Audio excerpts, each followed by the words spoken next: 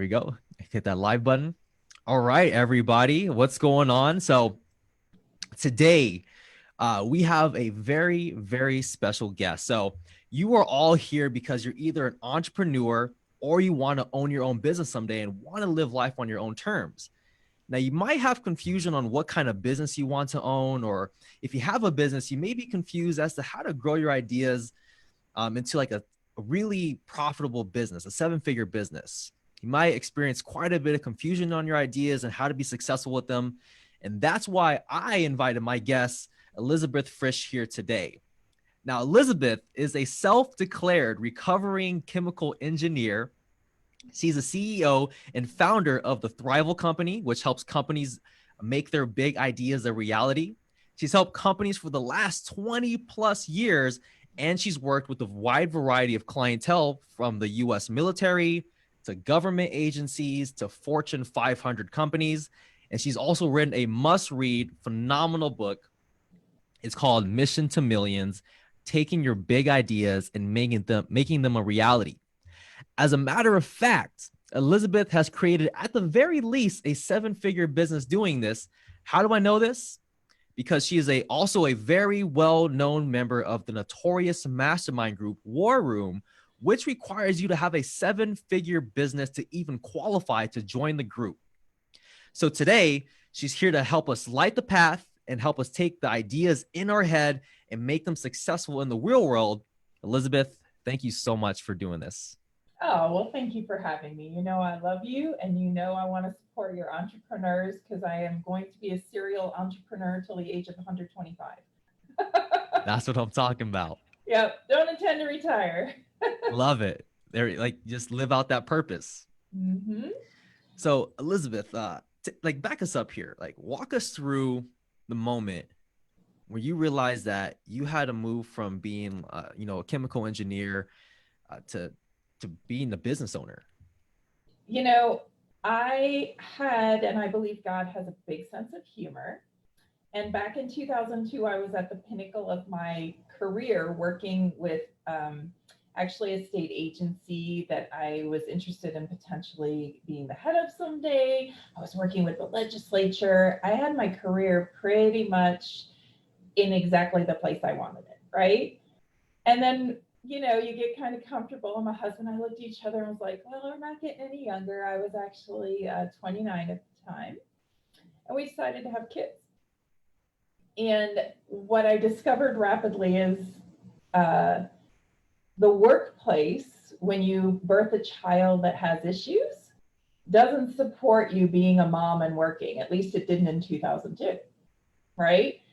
So sometimes desperation is the mother of invention. And I tried to go teleworking, I tried to do all sorts of stuff. And then it was funny. One of my clients, I love him dearly, Fort Bliss Military Installation, said, well, if you went out on your own, we'd hire you. And I was like at that moment where I was like, you know, I've always worked for everybody else. Why not? Right. And so in 2002, I left my job with no intention of doing anything but just being a solo outfit, you know, just put my thing up, work a few projects, make good money because at that point, chemical engineers made a really good hourly rate. So I didn't even have to work full time to make a salary. And literally within 3 years, well, by end of year number one, I was exhausted and sick because I had so much work. By end of year two, I was hiring people. By end of year three, you know, I had over a dozen clients. Fast forward 17 years later, and now I have multiple businesses and multiple organizations, from residential real estate development to the consulting to I do keynoting. We now have an online 24/7 training platform that people pay an annual license fee to get their professional development credits. Like it was just a step-by-step thing of I was clear what my goal was, which was I wanted to still have an amazing career. And God gave me a wonderful child who needed a mom who could work from home. So sometimes you fall into entrepreneurship, you know, and I'm happy to say Fort Bliss was client number one and we just kept adding them, right? But sometimes you wake up one morning and you realize like this isn't working, what I'm doing now, right? And then you just write the goal. And my goal was to be able to have and be at the time, what I was doing was some engineering, but a lot of helping get legislation and other things that help businesses grow. And I was like, I want it all, and I always joke, people say you can have it all, just not all at once. And so it was just a natural evolution for me as an engineer to just break it into chunks and say, okay, I can't do this job. So how do I work from home? And then I got home and had all these clients and I couldn't work them by myself. So then it was like, okay, what's the next step? Okay, I guess I'm going to be a real business, and become a corporation. And, so I just always have taken things very stepwise, which is why the book is so stepwise too. Um, is just start with the goal and then step with it. Excellent. So you had a very clear and concise goal, right? Like you talked about in the book, you talk about SMART goals. But there's one thing that is very important, which is step number two, which is the commitment. Now, I'm sure there was points in your journey where you maybe wanted to retreat, or did you have a way out? Was your back against the wall? Like, what was that like? So I, as an engineer, we're taught to control risk, right? And so was I committed to that goal of being able to work full time and be home, right? But anyone who has ever done anything around a goal knows it's a roller coaster, not a linear line, right? And when you say commit to the goal, one of the most important things to do is if you go every day and take a step on it, even if you have a bad day or a step backwards, you have to reassess and learn all the time. Because what you thought was true on day one may not be true on day seven. We were talking before the podcast started about the fact that every 90 days I have to reassess my entire future of every company I have right now. And every day I reassess, like I just look and say, well, where am I at on each one? Like if you actually looked at my goals and things, I have my annual goals broken down to my monthly goals, broken down to my daily, and I check in on those because it's so easy to get sidetracked. Distraction's just part of entrepreneurship. And something may come up, like I always call it. Do you remember the movie Up? Did you ever get to see the movie Up? Yeah. And the dog kept going, squirrel, squirrel, right? Like God, our phone, this thing is my squirrel, right? Like, oh my God, every 10 minutes, this thing can squirrel me. So you have to just be so vigilant on that because, yes, you're going to get distracted. Like, your kid's going to wake up throwing up one morning, or you're going to wake up throwing up one morning, and you got to just pick it back up again and have that kind of visual as well as written checkpoint every single day. Like I get up every morning and I look at everything before I ever let anyone talk to me. Because if I let people talk to me, I won't get my goals done that day. I love my people, but they distract me. I have the same challenge. Like the reason why I wake up so early is because I want to talk to my family. I want to hang out. I want to crack jokes, but if I know if I wake up at the time they wake up, I'm not going to get the things done that I need to get done. So I have to wake up way before them. Yeah, and we all work from home right now, right? Something as simple as you got to shut your door.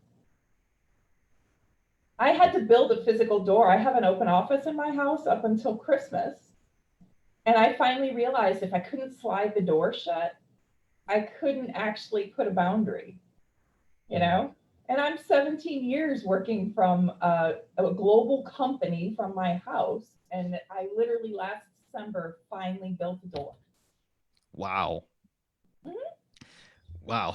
That's pretty funny. So, like in terms of like you not letting people in, like, cause that, yeah, that the beginning of your day is so important. It sets the tone for the rest of the day. Now, how much time do you give yourself to, review everything, and then like, when you're in communication with people, like, what does that look like for you? Um, Before I answer the question, I'm going to tell everyone, you don't start with this much time, you learn to do this much time, what I do. So I spend 2 hours setting my platform for my day. Now that isn't just my goals. Like I start my day with a guided visualization to just calm my mind. I have specific practices I do to center myself. I have certain rituals around my coffee and the things that I need so that set my platform for the day. And then I spend pretty much a good 60 minutes literally going through, and I'm a believer, and part of it's because I'm Asian trained, right? I rewrite my goals each day uniquely for each day. In fact, I got to talk with, there's another great person who you should get on your podcast, Dr. Barry Morgulin, right? He was the one who I used to do my goals once a week, right? And I would do beautiful job with them. And he was like, no, no, no, no, no. In this practice that I'm going to teach you, you have to do it every day. And he's right. Because if you just do them every Sunday, which was my practice, it wasn't. So every morning I sit there and I look and I reassess. So I have my top 10 things to do for the day. I have my goals for the day. And goals aren't just work goals, they're relationship goals, they're health goals, they're all those things that make you a balanced human being versus sick as shit and miserable. Excuse my French, I just swore. But it's those kind of things that one of the things with entrepreneurs is we usually become entrepreneurs because we're really good at working. We're brilliant at work, but we will screw up our lives, get divorces, crash and burn, have to take 3 months off because we completely blew our health. Like that. And so, as entrepreneurs, one of the things everybody who's on this call needs to remember, the minute you just throw yourself into being an entrepreneur, you're going to fail. That's why there's so many meteoric rises and falls. And so, if you want to have the staying power, so I'm year 17, right? You got to start making sure that your goals in the morning, your top 10, aren't just work, aren't just making money. Like one of the things I think that saved me from the crash and burns, being as long as some other entrepreneurs or having a much lower failure rate when I do a business venture, my goal is to leave a legacy, not make money.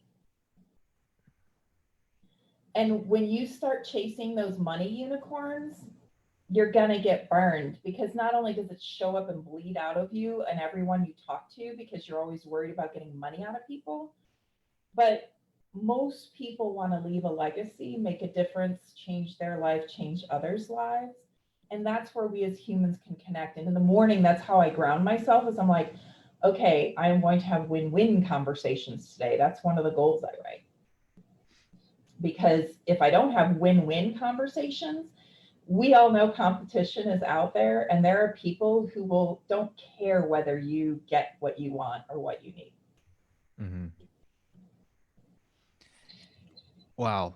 That was so powerful, because a big thing is a lot of people get into entrepreneurship because they see this big potential cash cow, right? Like, oh, I Mm-hmm. can make a lot of money. And, it comes from selfish reasons, like, oh, then I'll be able to travel, then I can do all this stuff. But they don't really think about the kind of value, like put the value first, put relationships first. And Yeah. the money comes in once the relationships from the people are built, and then you grow from there. Am I right? And entrepreneurship's just like that really famous actor's quote where he said, yeah, I'm a 20-year overnight success. I would love to say that, yeah, I always made a certain amount of money, right? But that's not the case. Sometimes I got digressed. Sometimes I went in an angle that wasn't good. Sometimes there was a down economy. I mean, I had a year where I didn't want to lay off any of my employees because they were so valuable, and I invest so much in building my people that if I had laid them off and they'd gone and gotten other jobs and I had to rebuild, I went a year without a salary, right? Wow. Because it was my goal to not lay anyone off, and my salary paid for 3 people. Wow. So if you don't save the money, if you don't have a float, if you don't really learn the fundamentals, that's when you get taken out, you know? And Mm. those are the things that, I made less money up front, and I was willing to do it even though the gross revenue looked really hot and sexy, right? But I invested that in the things that I knew would give me longevity. And that's one thing an entrepreneur has to decide too. Are you building something that you want to exit in 3 years? That's a whole different thing than if you're building something you want to do for 10. Mm-hmm. You know, SBA says 99% of businesses fail by year 10, right? Yeah. And the reason is they're not built to be there, because people go in and go, I need the money. I need the money. Well, guess what? I remember a bunch of people telling me, quit your day job, dive in. Oh my gosh, I just launched a new business 4 months ago. I'm keeping my regular stuff going, even though this business may produce massive earnings, right? Because nobody wants to starve. Like, if you look, I have beautiful stuff around me. I live in a beautiful house. I live in a beautiful life. And you have to think about, like, how are you willing to live to grow?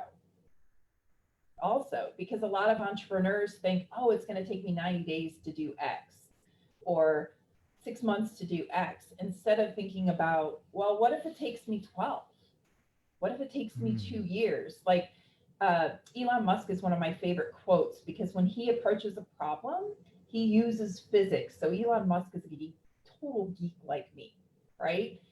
And the approach of physics is not to have assumptions. The approach is to keep asking questions to find everything that's going to fail or everything you missed. And so I'm always saying, what have I missed? Because trust me, when you launch businesses, there's always something you've missed, right? So that's another part of my morning platform. What am I missing today? What didn't I look at? What am I not accounting for in my business? And right now it's businesses with an ES for me. So it's like I have to consciously look at each aspect, not just one company now. Dang. Wow. That's impactful. Especially with like that's really good. That's really good to hear. In terms of making sure that you really do put the people first. Or not necessarily like about the money. Like the money is great. And we hear this, especially come from myself, considering that I'm not on my own. Mm-hmm. It feels good to hear, like, because with my own approach to business, it is helping. Like I charge $29.99, yeah, $29.99 a month for a Zoom call that I do every single day, and it's a message that helped inspire people. And I've had several people say, dude, you should be charging way, way, way more for this. And I'm like, I just want to get as many people in here as possible, because I genuinely want to help and like really take people's lives to the next level. And you get the spirit is like the spiritual fulfillment you get when somebody tells you, like, wow, because of you, you've helped me out this way, and this is why my life is a much better, and the results I got from it. Now, with like you talked about like the fundamentals, like, so let's say someone is getting started in business, and maybe they have a idea that they want to run with. What would you say to someone who's like getting, like, they want to start making that leap, but they haven't yet? Yeah. So and there's plenty of ways to do it. And you can, not to shamelessly plug my book, but you can use the book, right? And if you're on Kindle Unlimited, it's free right now. You can read it for free right there. So best deal on the planet if you have Kindle Unlimited. But you really do have to start with the goal. And you have to put the boundaries on it, and why and how and where you're willing to go. Because when I quit to start my first company, right, which I didn't know was going to be a company, my first goal was to be a mom and work from home and still make X salary, right? And then within 6 months, and you have to reassess those goals constantly, because within 6 months, my goal was, I have X level of revenue to hire X people, because I'm exhausted and working 7 days a week. And even though I'm home, I'm not seeing my kid, right? Like, it wasn't about the money. And so getting started, be really clear on your goals and look at them every day, because your goal may be a crappy goal when you start with an idea, and you have to constantly evolve it as you get more data in, right?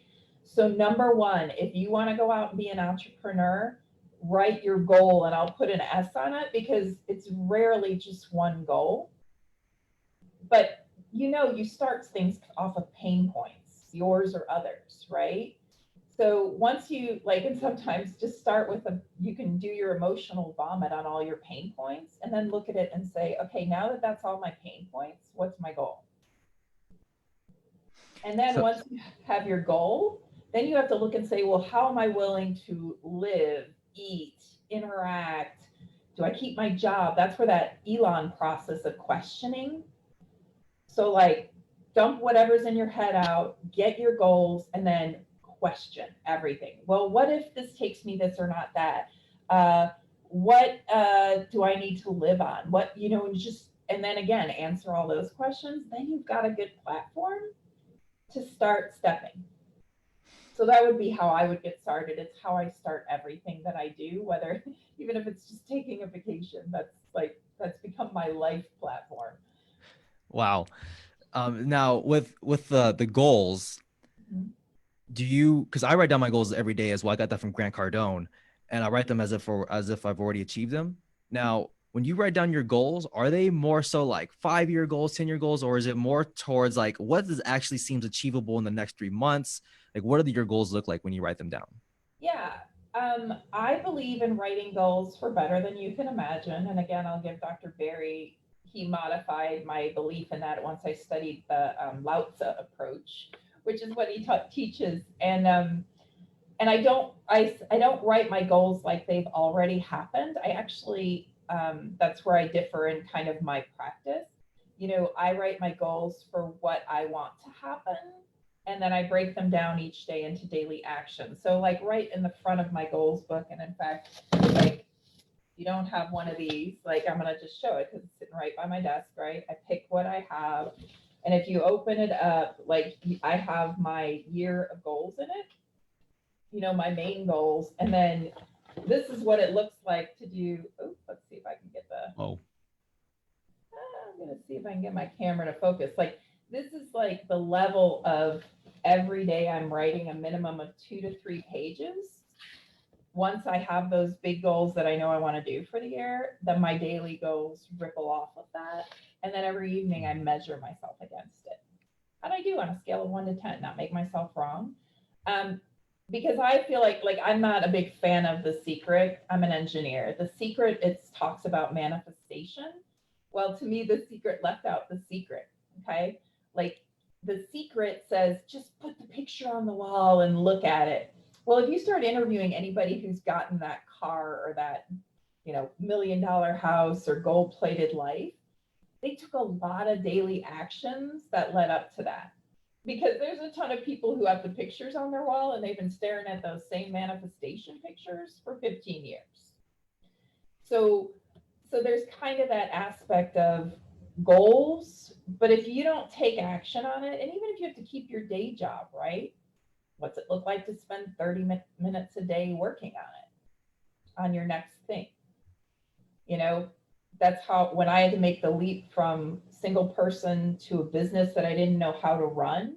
I'm an engineer. I didn't have an MBA back then, right? Still don't have one now, but I'm hoping I'll get an honorary one soon, because I had to learn, right? Because now I help other companies scale up from, companies in bankruptcy that are major global corporations down to, you know, little ideas with a little bit of VC or PE funding, right? That we have to move forward. So again, an action may be that for 3 months you have to learn how to run a business. hmm.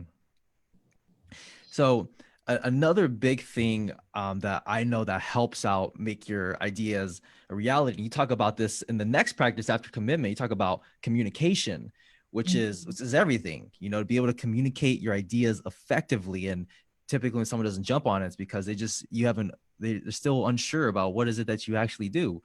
Now, I know that you are a member of War Room today, but prior leading up to that, like, how were you making connections with people? How were you networking? And were you just asking for introductions? Were you cold reaching out? Like, what did that look like for you? I did a lot of free speaking. I went to a lot of seminars. I went to a lot of trade associations. Anywhere I could go and meet my target clients, because back then we didn't have all this internet. Like it wasn't like you and I could get on this and go Facebook Live, right?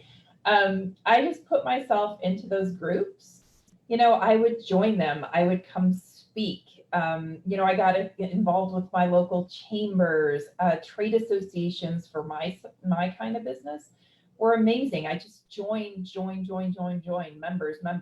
members of a ton of chambers across the U.S., members of associations, attending conferences, and then, you know, I obviously have attended a ton of stuff from, the old favorites of Covey all the way up to and including, War Room, right? But every year, part of the reason why, I would say like, oh, did I get to six figures fast and or whatever I put in my pocket, I always spent 25 to 50,000 a year connecting and making sure I was hanging around with those people who could make those connections for me. Very early on in my career, I was blessed that my first manager out of college said, Elizabeth, always surround yourself with people smarter than you. Literally, that was 3 months out of college, the best advice, and may he rest in peace. And he said, always hire people smarter than you, always work with people smarter than you. He said, you're never going to have a limit as long as you always have people smarter than you around you. And so, like, every year I took that to heart and was like, okay, where's the next smarter than me person I can meet, connect with, and help me? Because ego has no place. Entrepreneurs tend to have big egos. Guess what? The ones who are really successful found people smarter than them, right? And got them in their space because that allowed them to move further faster. Nice. Yeah, Tony Robbins he talks about that. Proximity is power. It's everything. Mm-hmm. They say that if you're the smartest person in the room, you're in the wrong room. Yeah. 100% believe in making sure that you're always Ty Lopez actually calls this the law of 33%, where Mm-hmm. 33% of people you hang out above you, 33% on your level, and Yeah. 33% you can bring up. Yeah. So, what went into you actually making the decision to join War Room? You know, it was funny. I was very blessed when I knew that group before there was War Room, because Ryan Dice, Richard, and them were all in Austin, Texas. And I got to, I had so many people going, Elizabeth, you need to meet these folks, right? And they were like hanging out in bars, doing cool stuff. Like, I just kind of went to some events and all that other good stuff and grew up with them. And I love about Ryan and Richard is they always have been so humble about sharing what it looks like to grow. And I knew that was a group I wanted to stay with. And I was actually totally lucked out because another War Room member wanted me to come and help him scale his business, right? So, like, I didn't even have to pay for my first few years of War Room because I got to be with this person, help him scale his business. And when he got in a good place, then I was like, okay, I really need to put my own company into it. And I did that. But um, it was one of those just organic things because I was blessed to get to know the organization from its infancy. The digital marketer family. Yeah, it's funny. I jokingly, and Ryan and Richard know this, I say, I kind of like stalked you virtually for quite some time, went to some of your events, didn't introduce myself. I'm actually as chatty as I am on camera one-on-one or on stage when I do keynotes. I'm an introvert. I'm just a very adapted one who loves to teach. So if you do my personality testing, I'm an I, right? But I love to teach and share. And so I have to overcome it. But I always joke with them. I said, I was always really quiet at first, like, and putting myself in the back and saying nothing because I watch for a really long time. That's what introverts do. And then we move. We're much slower than extroverts in doing business things, to be frank. And that's one thing I've noticed about a lot of the people I work with. Most entrepreneurs tend to be visionary and extroverted. Um, so I have this kind of unique space, which is why I got an engineering degree or other things where I like to watch, listen, learn, cogitate, and then I take my next step. So, like this personal protective equipment business that I started doing compliance assurance for, everybody like dove in and got burned, and me, I refused to even place a deal or a buy until I was like really sure. Mm, Because I know in this business, after doing 20 years of global supply chain, that rushing into anything that involves millions and billions of dollars, yeah, no, no, no, no, no, right? There's all sorts of legal stuff. So again, I use my approach of like my what if of, you know, okay, if I'm going to do this PPE thing, what's all the things that are going to go wrong if I don't watch my back? most definitely. And I would have never guessed that you are an introvert. I've shared this with you before the podcast that when you walk into the room, you change the energy of the room and lead into a very positive direction. When you see you, well, I was on a different table. He's like, wow, like that, like it looked like you guys were having a great time at your table. And when I finally got to meet you, I'm like, I feel like there's a lot of just warmth and love come like radiating off of you. So you would never guess that you and I feel like I have that as well. A little bit of myself as more introverted, and Yeah. sometimes I can beat myself up for not being more proactive when it comes to going and out and networking and meeting people. But it's very interesting how you've been able to build a very successful network, a strong network, being from taking the standpoint of being an introvert. So like, did you have to work on your social skills? Did you read books? Like, how did you go? Like, how did that happen? So one of the things I learned to fall in love with, introverts are taught a lot of self-hate because we don't fit, right? And when I was younger, my parents would joke I was always the fly on the wall. And I found group situations really exhausting and draining because I'm a strong empath. That's probably why you like feel my love is I'm like, I just want to give and receive. Um, but it exhausts me when I do that in groups. And so back to that morning platform, one of the things I did was just start giving myself time and space to be alone because we do recharge in isolation. We can't recharge around others.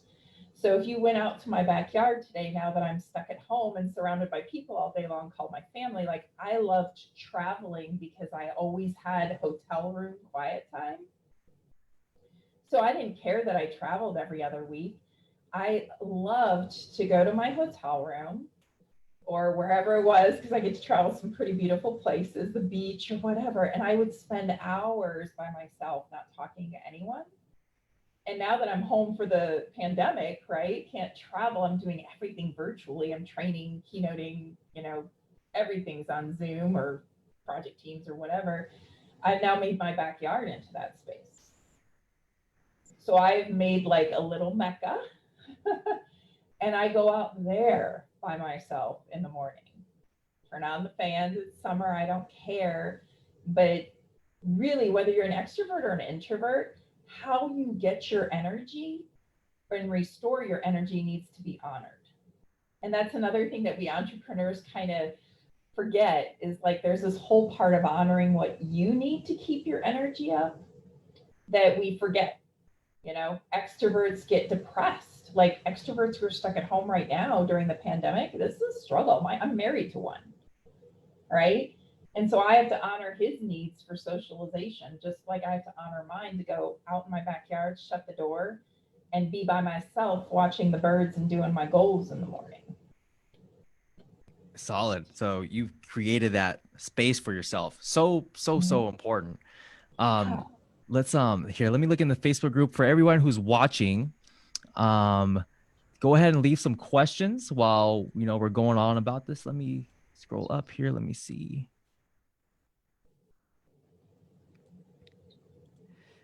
So, um, hold on. Let me try to articulate my question here. It seems like a big thing that I love the fact that you're extremely disciplined because like to take that time like and I actually learned a lot right now. I didn't realize but having that morning time to myself like was very recharging, and I needed it for myself, especially That's as someone who, like, people see me when I talk to my morning hustlers. They're like, oh wow, like Greg is a, they see me as an extrovert person because I'm literally delivering a message every single day. mhm, But like I gotta have my time alone. So mhm. um you also talked about your nightly routine Yeah. and like how you review the day. So how long does that usually take you? Is it a like, because for my morning routine, my morning routine literally takes me 2 hours. Yeah. But like a light night routine, I don't have one in place besides no screens before, like an hour before bed. But what Mhm. does your night routine look like?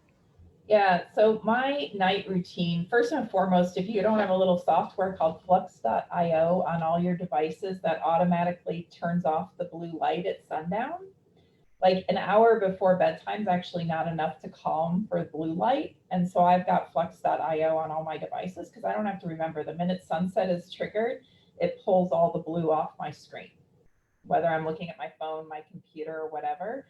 Um, but my ritual, I definitely have an hour of time, right, where I do a wind down. And that starts with reviewing my stuff for the day. So I have two books. Again, I was taught that by Dr. B. I used to have it all in one book, my gratitudes and my goals in the same book. And he was like, no, no, no, separate. So your goals book in the morning, your gratitudes journal in the evening, where you just reflect on your wins for the day. I also look back on my top 10 and say, how did I do today on those? And if I didn't, good, bad, and different, I check it. And without making myself wrong, I'll make the next day's list. Say, okay, that's what I did today, top 10 tomorrow, right? And then I typically choose to read something. My biggest trouble right now is because I'm doing pandemic response. I caught myself in the trick the last few months.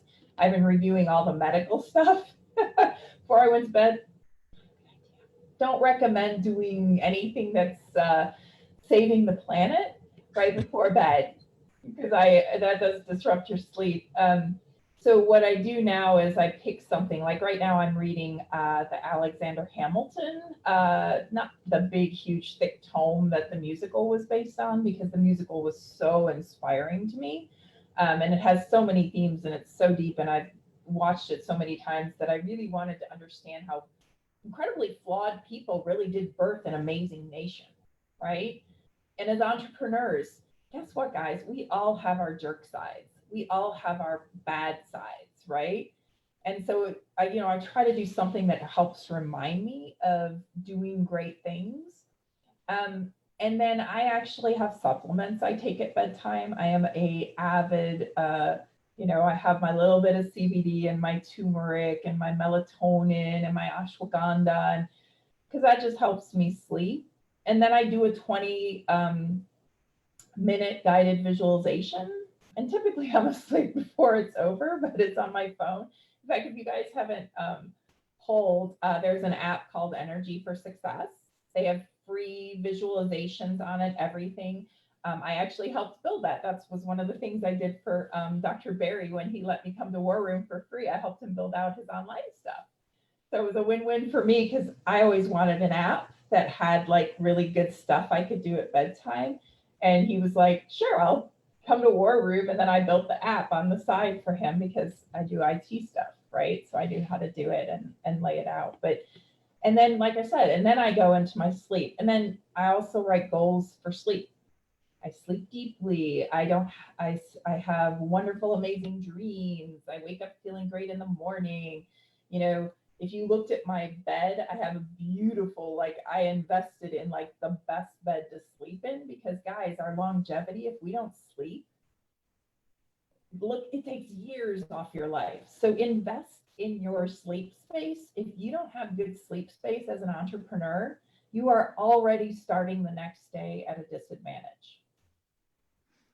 So Wow. honor your sleep as much as your awake time. That's yeah, that's very, very important.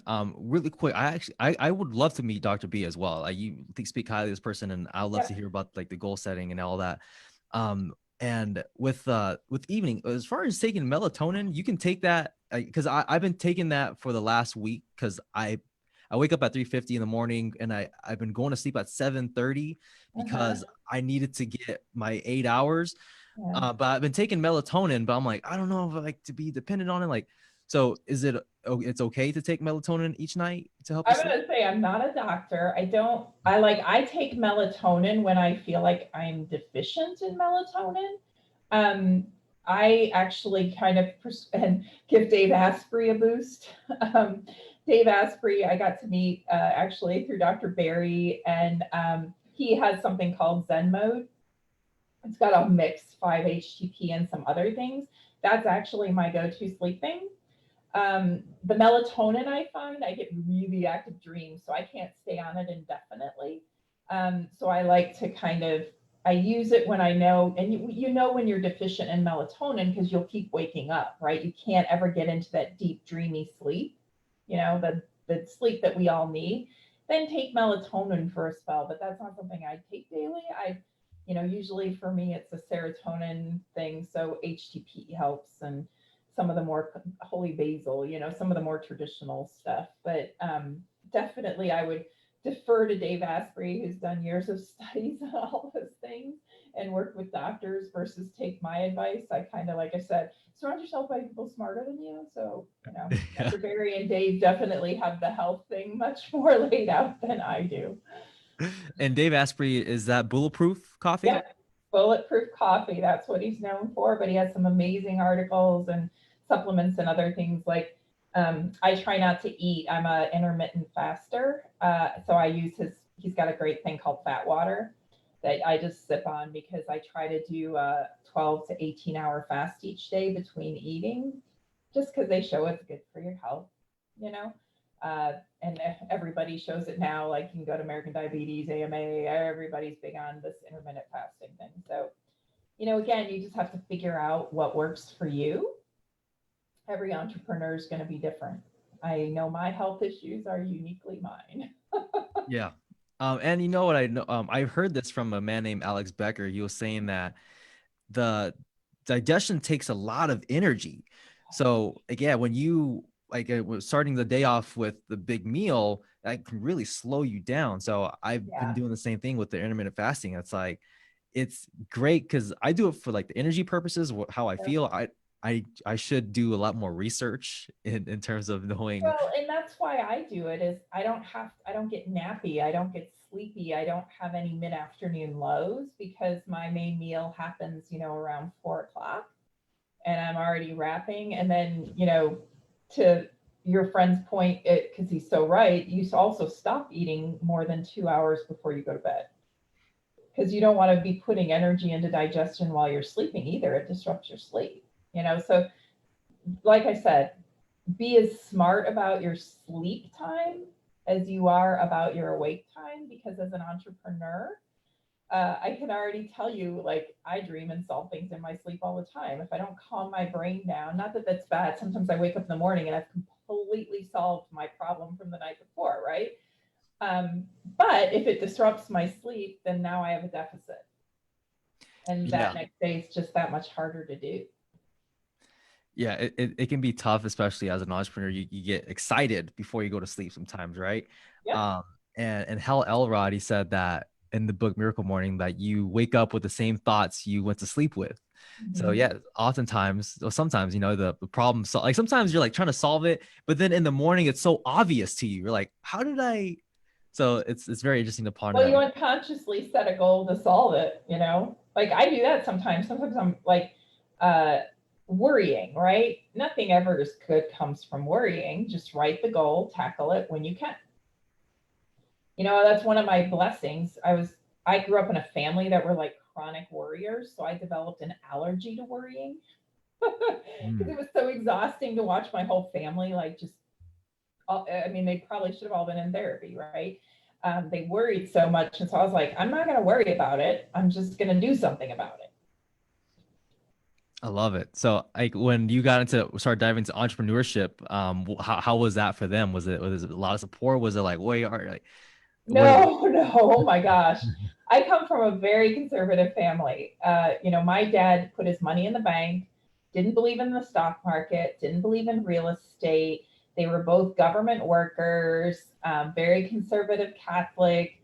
You know, what I did was like so unbelievably risky for them. Like they were always, and still to this day, my mother frets about the bad things that are going to happen to me because I live such a risky existence in her definition, you know? And that's the other thing with entrepreneurship that you have to realize is you just have to focus on your goals. Because if you get your affirmation or need your affirmation from others, you know what? The people who love us worry about us first a lot of times. They don't necessarily do support. It's not that they don't love us, they just don't get. When you're an entrepreneur and you're around people who aren't, they don't get it. And they don't want to get it. That's not their comfort zone. You know, we wake up in the morning and want to create something new every, 20 times a day. That's why we go squirrel. We have to go come back. Okay, I'm just doing this business right now, right? Yeah. You know, and that's the other thing that you have to learn. And that's why I like the book. And I joke, I use my own book on myself because I'll be like, oh, I want to do this. I want to do this. I want to do this. I want to do this. And then as Richard Lindner, to quote him and Ryan, half built bridges, right? So pick it. Not that you can't work on the other stuff, but you do have to like keep building one bridge and then add another one as you can. Most definitely. So, going back to this book, as I was explaining to Elizabeth before the call, like this is a book that you read it, you like it's like so impactful. Like I'm constantly like underlining stuff in here, and I don't know if you can really see like Well, it was meant to be a workbook, like it's a book, but I wrote it more like a guide, right? So if you're scribbling in it, you're doing what I do to my own book. If I actually showed you the one on my shelf, it's got crap all over it because we're going to do a re-release of it next year after my second book comes out in January. And, I'm already doing updates. wow. I can't wait. Is it you can't engineer a human? Yep, you can't engineer human, how to succeed and lead with high performance humans. Because the other thing about entrepreneurship, we're really good solopreneurs. We can be the crappiest leaders. Mm. And we don't get taught to be leaders. I mean, unfortunately. So thankfully, my kids woke me up really fast because parents are leaders, right? And when God gives you kids, you realize nurture versus nature, and things don't come out the same way. They're in a different generation, a different time, different metrics, different things they're exposed to. Like what you learned from your parents is worthless to parent your own children. Hmm. Yeah, so you can't engineer human as my labor of love because I was kind of a jerk to work for because I really didn't get the human side. I was a good entrepreneur, a good creator, good business builder. I don't think I was a good manager or a good leader until I really made a goal to master that. So, like, did you read books that helped you out with like the leadership? Like, what really helped you out with that? One of my favorites, and it's still out of print. There's one called Breaking the Rules by Kurt Wright. And in fact, I'm gonna like turn around and look at my shelf. Blue Ocean Strategy was like another one that I used. But when it came to, and hold on, sorry, there's one other one that I was looking for. When it came to, oh, there it is. So all of those books were great to give me facets, but they didn't give me humanity. So what I did start doing, I learned neuro-linguistic programming first. It was one of the easiest courses to find at the time I started searching. And then I just actually started working with courses, literal courses on psychology, how the brain works. I have a bunch that I still read right now from, Harvard Medical and Yale Medical and MD Anderson. My husband probably laughs. I probably read 6 articles a day on how the human mind and body interact with others. Wow. So like the reason why I'm writing You Can't Engineer Human is after, my son's 18 now, my daughter's 15. I have spent 19 years now studying who a human being is and how we react and interact with others. Because, and then I'm writing You Can't Engineer Human kind of in a similar way to how I wrote Mission to Millions, which is we approach people like they're functions in a process. You're going to write some copy for me. You're going to do this for me. You're going to do that for me. And they approach us the same way when we're broken up into 10 very distinct things in this brain and body. And if we ignore them, we're destined to fail in working with and leading others, even being good team members. And so You Can't Engineer Human was the one where I was like, okay, I've spent 18 years pulling all this stuff and creating practices for myself and interviewing others who do, and I admire that really support human interaction, win-win, co-opetition, all those kind of things. And so You Can't Engineer Humans, you basically taking like 18 years of that and putting it again into a book, because that's what I'm passionate about. It's like once I learn it, I'm like, this is cool and it works. I want someone else to learn it. That's what makes a good entrepreneur is you pick something, you get a goal on something, and then you're like, okay, I got to launch that out to the world now because I figured it out. And then you move on to the next thing. So that's the blessing and the gift we entrepreneurs offer the world. And I love that you have a group that is doing that, because without entrepreneurs, we'd all still be sitting in a cave, staring at a fire, using mud to draw on walls, right? Yeah. Somebody had to even figure out fire and matches. I think it's also amazing. I went to this museum where where the Wright brothers created like the airplanes. I'm thinking these people, they were so crazy enough to think like we're gonna figure out a way to fly. And I just imagine like the conversations they had with people thinking they're crazy, and they were so dedicated to their mission where they figured it out. And I'm like, that's just like one specific thing that's like mind blowing. Yeah, and that's why, like in Mission to Millions, I talk about the importance of that relationship piece, because we'll come up with the most brilliant idea, but most entrepreneurs, we like to build it and walk away.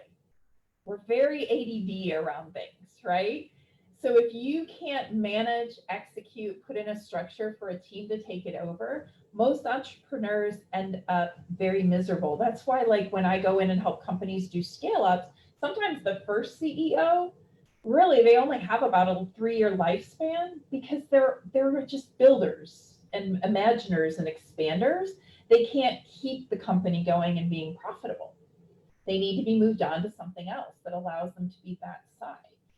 So entrepreneurs, if you don't know your personality type, your learning style, the difference between your limbic brain and your conscious brain and your lizard brain and all those kind of things, you need to learn that, because guess what?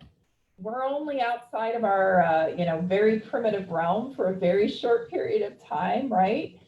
And those things control us, and they cause us to judge people, and they cause us to have cognitive blindness, and they cause us to fail, literally, because we don't understand ourselves and others and how we're structured. When my son got diagnosed with 20 different things from Tuesday, and they basically said, well, good luck with that, he's probably not going to have a successful life, I didn't like that answer. I'm an entrepreneur. I'm like, no way, you can't tell me that. No. Mm-mm. So And keep that. Yeah. yeah, and you figured out a way. Yep. That's incredible.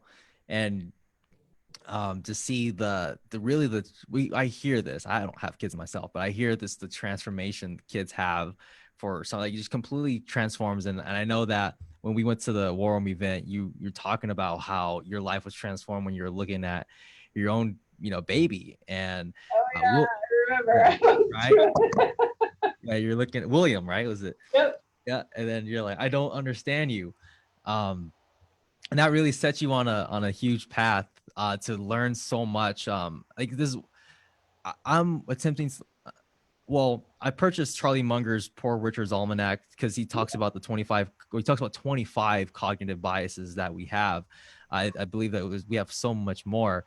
Yeah. But yeah, like the human psychology, definitely something that I want to dive like more into as far as like just getting started. Is there any like just Google searches, or is there any books that you can recommend on that, or that's been helpful for you?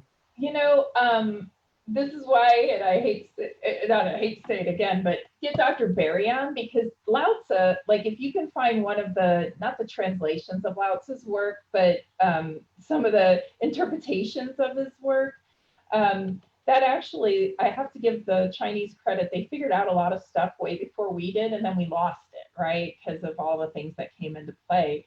So not a bad place just to get to know yourself first.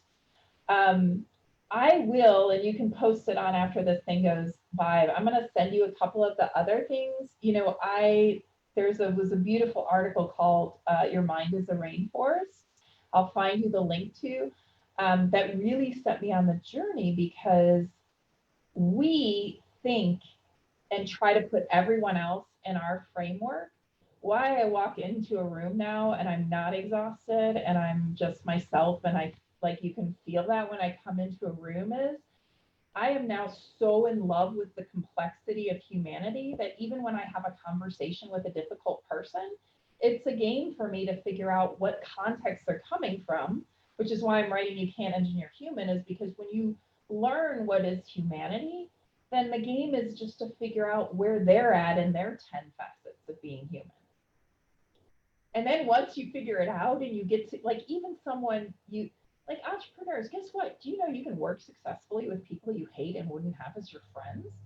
And did you know if you only surround yourself with people you like, you're not going to be successful, because the reason you like them is they're just like you. So yeah, I'll actually, you can post it up. I'll find some of my best ones that I study. Um, but and I will find them, because a lot of it was out of Harvard and some of the brain science and the brain psychology stuff. So they're more like they were articles versus books. But there is a great book on adult learning behaviors. In fact, if you go on Amazon today, you can go Google adult learning behaviors. And but I think my two favorites are like in the top three that come up.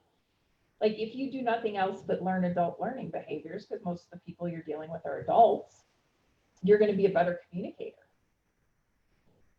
Study personality typing. There's actually, for all the money that is spent, all of the personality typing methods go back to the Native Americans. So if you Google leadership compass, it's completely free. And it's based on the Native American totems. The reason why nobody uses them anymore is because they weren't trademarkable, copyrightable. So everybody came up with something off of that. But again, visual auditory kinesthetic learning, John Letelier's works is a great thing to study. For all people saying everybody can debunk everything about the brain, by the way. So like, it's funny because people go, well, I don't like that and it's been debunked. And I'll say, you know what, as an engineer, I don't care what's been debunked, because the mind is complex. What I care about is what works. And guess what? John Letelier's work works in schools. Every teacher I know who use it, I use it myself. Every employee I hire, I make take the test. So do what works and learn what works, because everybody can give you contradictory information. It's really easy to shove holes in things these days, especially. I hate the term fake news. Anyone who just wants to learn how to tell what's real or fake, take a course on statistics and data analysis. I have taken multiple ones, because those people who like to tear things down, they're good for balance, but look at what works. If it works, use it. If it doesn't, throw it away. It's a very, very simple approach. And I'm actually really excited to dive into that, because I'm only limited to what I see from people that I follow. And I haven't heard of like, I have to go back and actually listen to it and do the Googling, because you threw out a lot of information that I'm like, whoa, I didn't even know about that. Like, and one thing I'm really fascinated about, because I know, as a matter of fact, Manny Vaya, he said that people are shortcut, and you got to learn how to communicate, and I'm a full believer in that, because I would not be where I am, like, without other people, without Wes, like literally, he introduced me to Tony Robbins. He brought me to so many, like, I owe so much to that man. He's helped me out tremendously. Now, before we do wrap it up here, is there anything that you'd want to say to the my audience, young entrepreneurs are starting out, a big thing as well is like we want results now. Like I think with this all this instant gratification with social media, it's wired our brains to like expecting results now because we see other people like, oh, they're making a lot of money, and I how can I do it as fast as I can, or just something that you can help us out, on this journey. Um, First and foremost, don't be afraid to set the big money goals. Okay. So if you want to hit 7 figures in 12 months, great. $1 million. Now divide it by 12. Okay. That's how much you have to pull in every month. Divide that by 30. That's how much you have to pull in every day. And you need to start playing the game with yourself of what is it going to take to raise that. So I love that entrepreneurs always have big goals, but where we fall down is in the breakdown, right? We start working, but like if every day you don't question yourself and say, well, why am I not making my $100,000 a day or whatever it is you're setting for your first year, that's what I still do with myself all the time, right? And like I had a certain financial goal already that I wanted to hit by June 1st. Guess what? I didn't hit it. We have something called a pandemic and massive fraud and all these other things happening that I didn't account for in my approach that I have to redo, right? But if you want to make the big money, it's the breakdown that delivers it. It's not the big goal. So for all of you entrepreneurs, I got it. You want quick wins? Great. What would it look like if you just had $5,000 and what would it take to get it? Right? Because the nice thing about Mission to Millions is it sits there and it says, okay, I want to have this business, this size, this thing, right? Well, guess what? What's goal number one? Well, who's going to pay me? Okay, well, then maybe the action is you're going to focus on audience acquisition for X amount, or you're going to invest 10 grand into doing something. So remember, entrepreneurs, the goals are great, but it's the breakdown day by day that delivers the results, and then celebrate them.